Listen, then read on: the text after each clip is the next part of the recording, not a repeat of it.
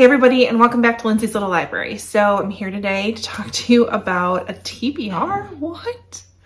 I don't do those, but I'm going to do it right now.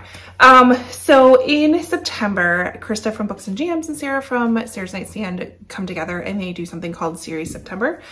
So it gives us a month to really focus on all of those series that we are in the middle of or haven't started or own or whatnot, that need to get read. And if you recall my mid-year book freakout tag, I had yet to read anything in a series at all this year. So timely, definitely a timely event. There is a bingo board. I believe it's 9 prompts that is available to guide you. If nothing works for you on the bingo board, I would still encourage you to participate in Series September and focus on some series, but they have some really pretty generic prompts. You should be able to get a couple. I'm hoping for a bingo. I don't know what to expect in September. September is back to school, back to soccer, back to cross country and volleyball and whatever my kids decide to sign up for. So we'll see how much reading actually gets accomplished. But I do have a pile of books that's sitting here that I definitely want to kind of focus on and get through, get some series read. So I'm going to share with you the prompts and what book I believe is going to go with it. And we'll see kind of where we go from here. So more of a TBR of possibilities is like I like to call it. So let's get started. And ironically, the first prompt they have is let's get started. So this is pick a new series to start. And so I have had my eye on this book for quite a while. It's Dear Mrs. Bird by A.J. Pierce. This is the first book in a series. This follows, let's see, it takes place in London during World War II, and it follows an aspiring journalist who becomes a secret advice columnist. I am interested, I am intrigued. But I'm definitely craving some historical fiction lately. So this one definitely is going on my I'm going to read this book list. So there we go. Next prompt we have is double it up. So 2 books in the same series, 2 books by the same author, however you interpret it. So I'm going to put the K.A. Tucker series kind of in that category. I did finish The Simple Wild in August. The next one I believe is Wild at Heart. I'm loving Kala and Jonah and their relationship and their angst, and Simply Wild kind of left off, I wouldn't say a huge cliffhanger, and we were just kind of at a place where it's more like, where are we going to go from here? So I have Wild at Heart I could pick up, and then after that Running Wild, and then Forever Wild. Although this is a holiday themed one, so I might wait until the holidays for that one, but these are the next 2.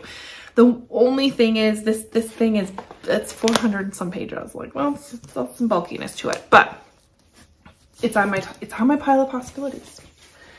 Next prompt is Blast from the Past, something that you have had on your shelves for a while. And I'm going to go with this series. This is also the beginning of a new series, but it's called Until Friday Night by Abby Glines.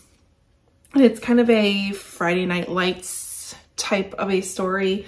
So we have West Ashby has been that guy, cocky, popular, too handsome for his own good football god, who led Lawton High School to the state championship. But while West is a big man on campus on the outside, his grief-stricken on the inside for the past year. He's watched his father slowly die of cancer, and he hasn't told anyone because he just can't face the truth. 2 years ago, Maggie witnessed her father murder her mother. Afterwards, she told the police what happened, and they never spoke again. Even after moving to Lawton to live with her uncle, Maggie kept her sorrow and her fractured heart hidden away. So now as the pain grows unbearable, West finally decides he needs to talk to someone about his dad. So in the dark shadows of a post-game party, he tells the one girl who doesn't speak all the things he can't tell anyone else. What West expected was relief, a flood of emotions, but what he didn't expect was for Maggie to reply. She hasn't talked since this happened, and now she talks to him. And for her to reveal a pain even deeper than his own, and for them to form a connection so strong they can't ever let her go. So this is a trilogy. I'm feeling some Friday Night Lights coming on. I have now some older kids who've been enjoying going to the high school football games. It just feels appropriate for September, so I put that one on here. Plus I've owned it for way too long. Next prompt is Talk of the Town. Hyped book. This specific one, not so hyped, because the third book is actually coming out this month, but this is a have to get to. I am going to read The Hawthorne Legacy, Jennifer Lynn Barnes. This is the second in the trilogy, The Inheritance Games. So it continues our story of, I think her name is Avery. Yeah, Avery and the interesting situation she was put in the Inheritance Games. So I won't spoil anything, but I'm going to definitely pick this up. Next prompt is That's a Wrap. I can't think of a series that I only have one book left in. Actually, I do. The Throne of Glass series, I only have Kingdom of Ash left, but I really don't plan on reading it. That's the only one I can think of. So we're gonna have to skip that prompt. And then the next one is Out of the Box. Something that's a different genre than I normally read, or different.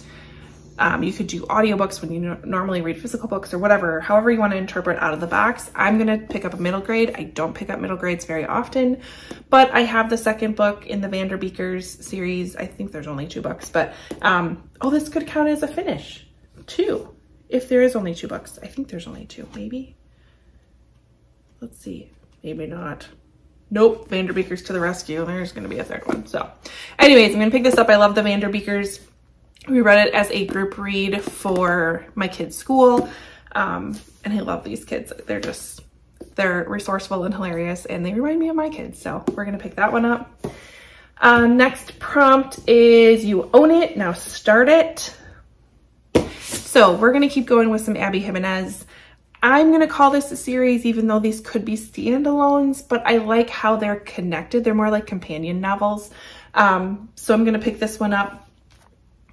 This one comes after the Happy Ever After playlist, which I absolutely loved. I listened to that one on audio, which I might do that with this one because they're easy listens when I'm walking the dog. The next prompt is Now You Can Watch It. So this would be a book based on an adaptation, or a book that was made into an adaptation. So I do have the Bridgerton, I have the first book somewhere. I can't find it right now. But that might be also a really decent audiobook one. So I thought about picking that up because I haven't watched the show because I wanted to read the book first. So there's that. And then the last prompt is Three's a Crowd. This would be something to do with a trilogy, and I still need to read Thunderhead by Neil Shusterman. This is the second book in the Scythe trilogy. And it focuses on the Thunderhead, which you learn about in the first book. I don't know. We'll see where it goes. I don't want to give anything away, so I'm just gonna go with that. But Scythe is a really good book that follows 2 characters who are apprentices to a scythe. So this takes place in the future when the human race has pretty much eradicated any disease or any way to die. And so being a scythe is the only way that we as a society can control the population. So if a scythe comes, they're the only ones that can actually kill people. So very interesting premise. And Thunderhead is what follows next. So I want to get to that one.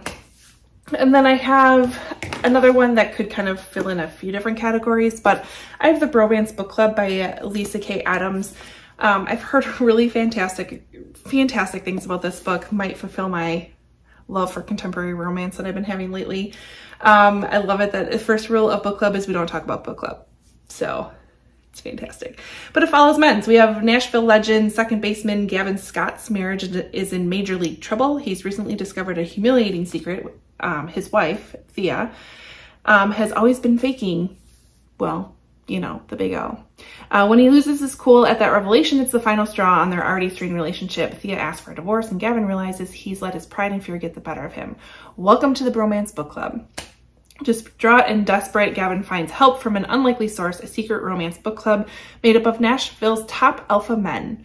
With the help of their current read, a steamy Regency novel called Courting the Countess, the guys coach Gavin on saving his marriage.